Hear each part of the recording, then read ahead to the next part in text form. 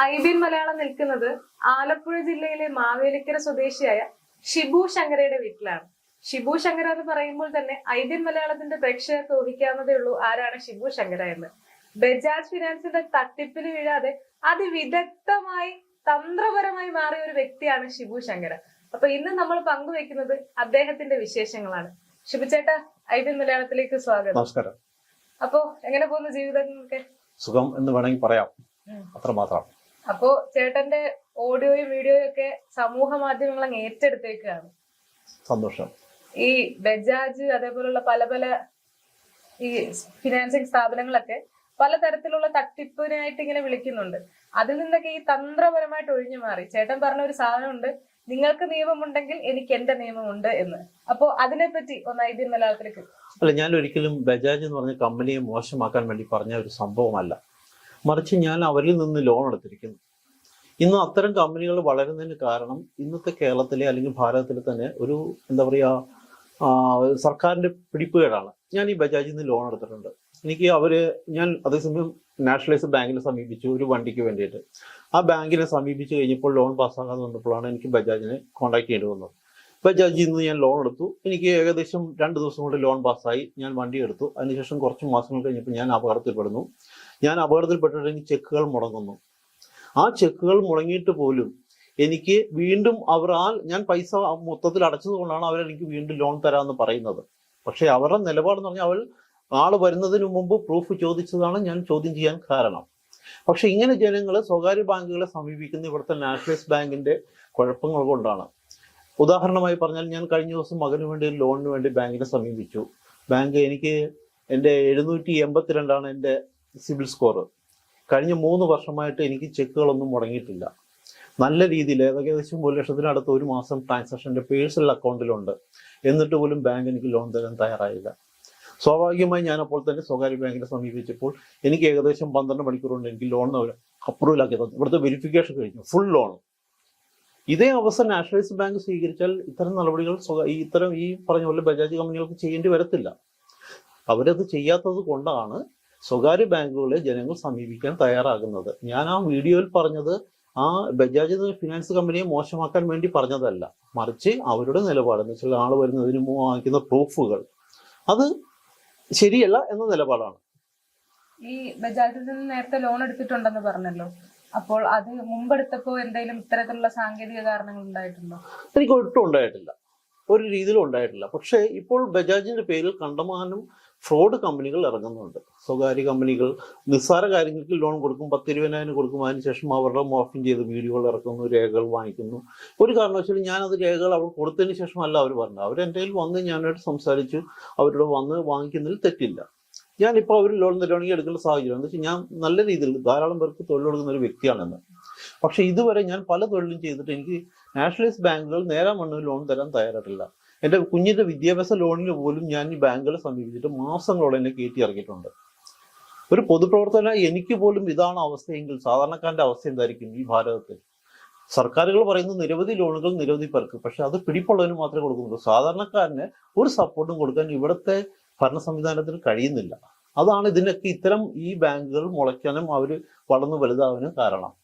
ഈ ബജാജിന്റെ ഈ വിമർശിച്ചുകൊണ്ടുള്ള ഈ ഒരു വീഡിയോ ഈ സമൂഹ മാധ്യമങ്ങൾ ഇത്ര ഏറ്റെടുക്കണം എന്നുണ്ടെങ്കിലുള്ള ഒരു കാരണം എന്ന് പറയുന്നത് തീർച്ചയായിട്ടും ബജാജിൽ നിന്നും മറ്റു സ്ഥാപനങ്ങളിൽ നിന്നും ഈ പൊതുസമൂഹത്തിന് ഇത്തരം തട്ടിപ്പുകൾ ഉണ്ടായിട്ടുണ്ടായിരിക്കുമല്ലോ. അപ്പൊ അത്തരത്തിലുള്ള എന്തെങ്കിലും അനുഭവങ്ങൾ ചേട്ടന്റെ സമീപത്തുള്ള ആർക്കെങ്കിലും ഉണ്ടായതായിട്ട് അറിയാമോ? തീർച്ചയായിട്ടും ധാരാളം പേർക്കുണ്ട്. എന്താ വെച്ചാൽ സ്വകാര്യ ഫിനാൻസ് എന്ന് പറഞ്ഞാൽ നമ്മുടെ നാഷണലൈസ് ബാങ്ക് പോലെയുള്ള സ്വകാര്യ ഫിനാൻസ് പൈസ അടയ്ക്കില്ല എന്നുണ്ടെങ്കിൽ കളക്ഷനിൽ വരുന്ന ഏജന്റുമാർ വളരെ മോശമായിട്ടാണ് ജനങ്ങളോട് സമീപിക്കുന്നത്. എന്നെ സംബന്ധിച്ച് എനിക്ക് തന്നെ നേരിട്ട് ധാരാളം പരാതികൾ ഇതിനെ സംബന്ധിച്ച് ഉണ്ടായിട്ടുണ്ട്. ഞാൻ ഒരു പ്രവർത്തകനായതുകൊണ്ട് ധാരാളം പേര് ഇത്തരം കാര്യങ്ങൾ പറയുന്നുണ്ട്. പിന്നെ ഏറ്റവും കുഴപ്പം പറഞ്ഞാൽ ഇത്തരം ഈ ഫോണിനോട് ഞാൻ ഇങ്ങനെ പ്രതികരിക്കാൻ കാരണം എന്ന് പറഞ്ഞാൽ നമ്മൾക്ക് സമയമില്ലാത്ത സമയത്തായിരിക്കും ഇവർ വിളിക്കുന്നത്. ഇപ്പൊ തന്നെ ഈ ഓഫറുകൾ വിളിച്ച് എനിക്ക് പറഞ്ഞാൽ ഇതുവരെ എന്നെ കോൺടാക്ട് ചെയ്യാൻ തയ്യാറായിട്ടില്ല. പല പ്രാവശ്യം ഇവരെന്നെ ഒന്നും രണ്ടും അല്ല, ഞാൻ അവസാനമാണ് ഇത് റെക്കോർഡ് ചെയ്യുന്നത്. പല പ്രാവശ്യം എന്നെ വിളിക്കുന്നു, പക്ഷെ ഒരു കാരണവശാലും നമ്മൾ നേരിട്ട് കോൺടാക്ട് ചെയ്യുന്നില്ല. ഇവർക്ക് എൻ്റെ പ്രൂഫാണ് ആവശ്യം. അതിനെയാണ് ഞാൻ അവിടെ ചോദ്യം ചെയ്തത്. അല്ല, ഞാൻ പറഞ്ഞ ഒരു സ്വകാര്യ ലിമിറ്റഡ് കമ്പനികളെയും അപമാനിക്കാൻ വേണ്ടി പറഞ്ഞതല്ല, അവരെ നിരുത്സാഹപ്പെടുത്താൻ പറഞ്ഞതല്ല. പക്ഷെ അവർ കൊടുക്കാൻ തയ്യാറാകുന്ന അതേ രീതി ഇവിടുത്തെ സർക്കാർ സംവിധാനങ്ങൾ കൊടുത്തെങ്കിൽ അല്ലെങ്കിൽ നാഷണലൈസ് ബാങ്കുകൾ കൊടുത്തെങ്കിൽ അത് ജനങ്ങൾക്ക് ഗുണമായിരുന്നു. അത് ചെയ്യാൻ ഇവിടുത്തെ ബാങ്കുകൾ ഇതുപോലെ തയ്യാറായെങ്കിൽ ഇതുപോലത്തെ സ്വകാര്യ കമ്പനികൾ വളരത്തില്ല. ഈ നാഷണലൈസ്ഡ് ബാങ്കുകളുടെ ഭാഗത്തുനിന്നും സർക്കാരിന്റെ ഭാഗത്തുനിന്നും ഇങ്ങനൊരു തീരുമാനം ഉണ്ടാകാനുള്ള, അല്ലെങ്കിൽ ഇത്തരത്തില് ഈ ലോണുകൾ വൈകിപ്പിക്കാനുള്ള കാരണം എന്തായിരിക്കും? അത് പല രീതിയിൽ വെച്ചാൽ ഒരു ലോൺ അടച്ചില്ലെങ്കിൽ മാനേജർമാർക്ക് അതിന്റെ ബുദ്ധിമുട്ടുണ്ടാവുന്നുണ്ട്, അവരിൽ നിന്ന് പിടിക്കുന്ന ഒരു സംവിധാനം. പിന്നെ പലരും ബാങ്കുകൾ ചീറ്റ് ചെയ്യുന്നുണ്ട്. പക്ഷെ അത് വാങ്ങിക്കാനുള്ള ഒരു സംവിധാനം അവർക്ക് ഈ സ്വകാര്യ ബാങ്കുകളെ പോലെ ഇല്ലെന്ന് എനിക്ക് തോന്നുന്നു.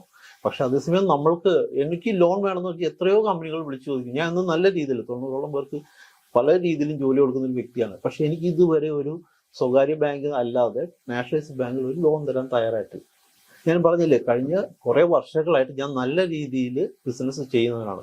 പക്ഷെ ഒരു അപകടം പറ്റി ഞാൻ വീണാൽ പോലും സഹായിക്കാൻ ഇവിടുത്തെ സർക്കാരിന് കഴിഞ്ഞിട്ടില്ല. അതേസമയം ഞാൻ അധ്വാനിക്കുന്ന പൈസയിൽ നിന്ന് ടാക്സിന്റെ പേരിലായാലും GSTയുടെ പേരിൽ പല രീതിയിലായിട്ട് ഇവർ വാങ്ങാനാണ് ഇവർ ശ്രമിക്കുന്നത്. പക്ഷെ എനിക്ക് വേണ്ട ഒരു സപ്പോർട്ട് തരാൻ ഇവിടുത്തെ സംവിധാനത്തിന് കഴിയുന്നില്ല. എന്നെപ്പോലെ ഞാൻ സമൂഹത്തിൽ പ്രവർത്തിക്കുന്ന ഒരു വ്യക്തിയാണ്. എനിക്കത് സാധിക്കുന്നില്ലെങ്കിൽ പിന്നെ എങ്ങനെ സ്വകാര്യ ഒരു സാധാരണക്കാരന് സാധിക്കുന്നത്? നമ്മളെ വ്യവസായ വകുപ്പിൽ നിന്ന് വിവിധ ആനുകൂല്യങ്ങളുണ്ട്. പക്ഷെ വ്യവസായ വകുപ്പിൽ കമ്മീഷൻ കൊടുത്താൽ മാത്രം നടക്കുന്ന ഒരു സംവിധാനം. ഞാൻ പണ്ട് ഒരു മരട് എന്ന് പറയുന്ന സ്ഥലത്ത്, എറണാകുളം മരടിൽ ഒരു കട നടത്തിയ സമയത്ത് അന്നത്തെ മന്ത്രിയും കൂടെ കെ ബാബു MLA ആണ് കട ഉദ്ഘാടനം ചെയ്തത്. പക്ഷെ അതിനുശേഷം ബാങ്കിന് ലോണിന് സമീപിച്ചപ്പോൾ എന്നെ സ്വകാര്യ വ്യക്തികളുടെ അടുത്തേക്കാണ് അവർ വിടാൻ തയ്യാറായത്. ബാങ്കുകൾ തരാൻ അവർ ഓരോ കാര്യം പറഞ്ഞ് തട്ടാമുട്ടിയായിരുന്നു. MLA പറഞ്ഞിട്ട് പോലും തരാത്ത ബാങ്കുകളാണ് ഇവിടെ ഉള്ളത്. ഇപ്പോ ഈ സ്ത്രീകളടക്കം ഈ ചെറിയ ചെറിയ ബാങ്കുകളിലേക്ക്, അതായത് ഈ സ്വകാര്യ ബാങ്കുകളിൽ നിന്ന് ഈ സംഘം ചേർന്ന് ലോൺ എടുക്കുന്ന ഒരു ഏർപ്പാടുണ്ട്. എന്നിട്ട് പിന്നീട് ആഴ്ചതോറുമുള്ള അടവ് എടുക്കുന്നത് അത്രയും സാധാരണക്കാരായിരിക്കും. ഈ ആഴ്ചതോറും ഒന്നല്ലെങ്കിൽ 2-3 ഈ അടവുകൾ വരുന്നുണ്ട്. അപ്പം സ്ത്രീകളാണ് ഏറ്റവും കൂടുതൽ അതിൽ പെട്ടുപോകുന്നത്. അപ്പം അത്തരത്തിലുള്ള കാര്യത്തെ ചേട്ടൻ എങ്ങനെയാണ് നോക്കിക്കാണുന്നത്? തീർച്ചയായിട്ടും ഞാനും പെട്ടിട്ടുണ്ട്. കാരണം എൻ്റെ മകനെ വിദ്യാഭ്യാസ ലോണിനാണ് വരുന്നത്. ബാംഗ്ലൂരാണ് പഠിക്കുന്നത്. വിദ്യാഭ്യാസ ലോണിന് ഞാൻ സമീപിച്ചപ്പോൾ എൻ്റെ അക്കൗണ്ട് ഹോൾഡ് ചെയ്യുന്ന ബാങ്ക് നല്ല രീതിയിൽ അവർ സമീപിച്ചെങ്കിലും ആ മാനേജർക്ക് കഴിയുന്നതിൽ അപ്പുറമായിരുന്നു. എന്ന് വെച്ചാൽ ബാങ്കിൽ ലോൺ കിട്ടാൻ വളരെയേറെ താമസം വരുന്ന ഒരു സ്റ്റേജ് ഉണ്ടായി. അത്തരം അവസ്ഥയിൽ എൻ്റെ ഭാര്യ ഈ പറയുന്ന പോലെ സ്വകാര്യ ഇസാഫ് മറ്റുള്ള അവിടുന്ന് ലോൺ എടുത്തിട്ടാണ് ഞങ്ങൾ കുഞ്ഞിലെ നിന്ന് പഠിപ്പിക്കുന്നത്. അതായത് എനിക്ക് ലോൺ കിട്ടിയില്ല, പക്ഷെ ലോൺ കിട്ടാൻ ഞാൻ നന്നായി തോന്നുന്നു. വെച്ചാൽ ഇത്തരം ബാങ്കുകൾ, ഈ സ്വകാര്യ ബാങ്കുകൾ അടയ്ക്കുമ്പോൾ നമുക്ക് അടയ്ക്കാൻ പറ്റുന്നുണ്ട്. ഇത്രയും കാര്യങ്ങൾ ചെയ്യുന്ന ഞാനിപ്പോൾ അത്തരം ആളുകളെ ആശ്രയിച്ചാണ് ഞാൻ പോലും നിൽക്കുന്നത്. അപ്പൊ ഞാൻ പൊതുസമൂഹത്തിൽ വർക്ക് ചെയ്യുന്ന എനിക്കൊരു വ്യക്തിക്ക് പോലും ഇത്തരം സ്വകാര്യ ബാങ്കുകളെ ആശ്രയിക്കേണ്ടി വരുമ്പോൾ സാധാരണക്കാരനും ഇതേ അവസ്ഥ തന്നെയാണ്. സർക്കാരുകൾ പല സ്കീമുകൾ ഇറക്കുന്നെങ്കിലും അതൊക്കെ ഉന്നതർക്ക് മാത്രമാണ് ലഭ്യമാക്കുന്നത്. സാധാരണക്കാരന് ഒരുവിധ ആനുകൂല്യങ്ങളും കിട്ടുന്നില്ല എന്നുള്ളതാണ് എനിക്ക് തോന്നുന്നത്. ഈ ഇത്തരം ബാങ്കുകൾ ഒരു കണക്കിന് നോക്കിയാൽ നല്ലതാണ്. കാരണം ഇന്ന് ചിലപ്പോൾ ഒപ്പിട്ട് കൊടുത്താൽ നാളെ ചിലപ്പോൾ ലോൺ കിട്ടിയേക്കാം. പക്ഷെ ഒരു അടവ് മുടങ്ങിക്കഴിഞ്ഞാൽ വീടാന്തരം കയറി ഭീഷണി അടക്കം മുഴക്കി ആത്മഹത്യ വരെ ചെയ്ത കാര്യങ്ങൾ നമുക്ക് മുന്നിൽ ഉദാഹരണമാണല്ലോ. ശരിയാണ്. പക്ഷെ അതിൽ വേറൊന്നും കൂടിയുണ്ട്. അതുകൊണ്ട് അങ്ങനെ ഭീഷണി മുടക്കുന്നുണ്ട്, അടയ്ക്കുന്നവരുണ്ട്, അടയ്ക്കാത്തവരുമുണ്ട്. ബാങ്കുകൾ അവർക്കൊരു നിലപാടുണ്ട്. ആ നിലപാടുകൾ പൈസ പിരിച്ചാൽ മാത്രമേ ആ ബാങ്കിന് നിലനിൽപ്പുണ്ടാവുള്ളൂ. അതുകൊണ്ടാണ് നമ്മൾ വാങ്ങിക്കുമ്പോൾ അടയ്ക്കാൻ നമ്മൾ ബാധ്യസ്ഥരാണ്. പക്ഷെ അതേസമയം ജനങ്ങളെ ചീറ്റ് ചെയ്യുന്ന ബാങ്കുകളുമുണ്ട്. ഈ പറയുന്ന പോലെ ഇത്രയും ഇൻട്രസ്റ്റ് ഈടാക്കുക എന്ന് പറഞ്ഞാൽ അത് വളരെ മോശമായ ഒരു കാര്യമാണ്. ഈ സ്വകാര്യ ബാങ്കുകളെ വിമർശിക്കുക എന്നതിനപ്പുറത്തേക്ക് എന്താണ് ഷിബുചേട്ടന്റെ വ്യക്തി ജീവിതത്തിലെ വിശേഷങ്ങൾ? എന്റെ വിശേഷം, ഞാനിപ്പോൾ ഒരു ശങ്കരന്റെ വീട്ടിലെന്ന് പറഞ്ഞ വെറൈറ്റി ബ്രാൻഡായ ഒരു അച്ചാർ കമ്പനി നടത്തുന്നു. വളരെ നല്ല രീതിയിൽ മാർക്കറ്റുണ്ട്. പക്ഷെ എന്നെ സംബന്ധിച്ച് എനിക്ക് ബിസിനസ് നല്ല രീതിയിൽ എന്ന് വെച്ചാൽ ഞാനൊരു വെറൈറ്റി, വളരെ വിവിധ സ്ഥാപനങ്ങളിൽ വർക്ക് ചെയ്ത പരിചയം കൊണ്ടാണ് ഒരു വെറൈറ്റി ആയിട്ടൊരു അച്ചാർ ഉണ്ടാക്കിയത്.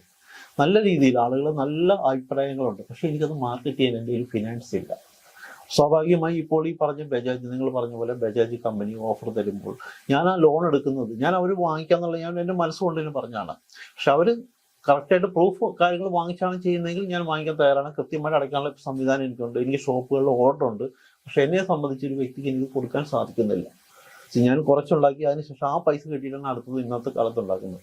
ഞാനിപ്പോൾ ചെയ്യുന്നെങ്കിൽ കണ്ടമാനം പൈസ സർക്കാരിൻ്റെ ഓരോ രീതിയിൽ, ത്രാസിൻ്റെ ആയാലും അങ്ങനെ ഓരോ രീതിയിൽ പൈസ അടയ്ക്കേണ്ടി വന്നിരിക്കുകയാണ്.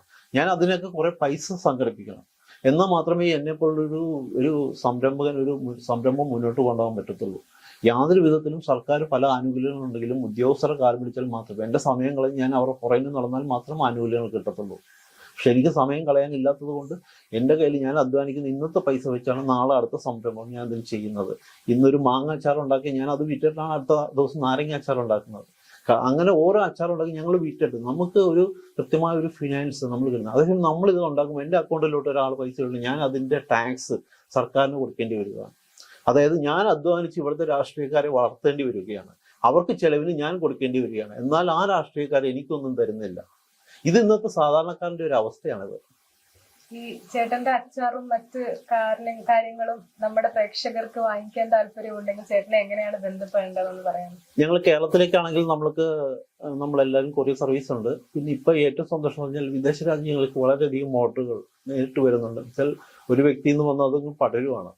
പക്ഷെ അതിനൊക്കെ സംവിധാനം ചെയ്യാനുള്ള സർക്കാരിന്റെ ഭാഗത്തു നിന്നുള്ള കുറെ പ്രശ്നങ്ങളുണ്ട്. അതിനെ തരണം ചെയ്യാൻ സാമ്പത്തികം വേണം. അപ്പൊ ഇപ്പൊ നമ്മൾ സാധാരണ രീതിയിൽ ചെറിയ രീതിയിൽ ഇപ്പൊ ചെയ്തുകൊണ്ടിരിക്കുകയാണ്. അത് നേരിട്ട് എൻ്റെ നമ്പറുണ്ട് 9632829956 എന്ന വാട്സാപ്പ് നമ്പറിൽ അയച്ചു കഴിഞ്ഞാൽ അവർക്കെല്ലാം കൊറിയർ ചെയ്ത് കൊടുക്കുകയാണ്. പിന്നെ കേരളത്തിലെ ധാരാളം കടകളിൽ ഇപ്പോൾ എൻക്വയറി വന്ന് കുറെ കടകൾ നമ്മൾ വിതരണം തുടങ്ങിയിട്ടുണ്ട്.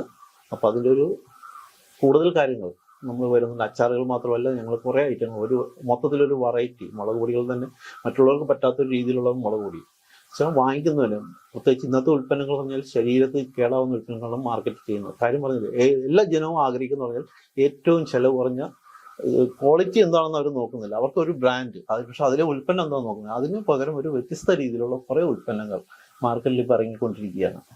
അപ്പം ശങ്കര ബ്രാൻഡ് ലോകം അറിയുന്ന ഒരു ബ്രാൻഡായി തീരട്ടെ എന്ന് IBM മലയാളം ആശംസിക്കുകയാണ്.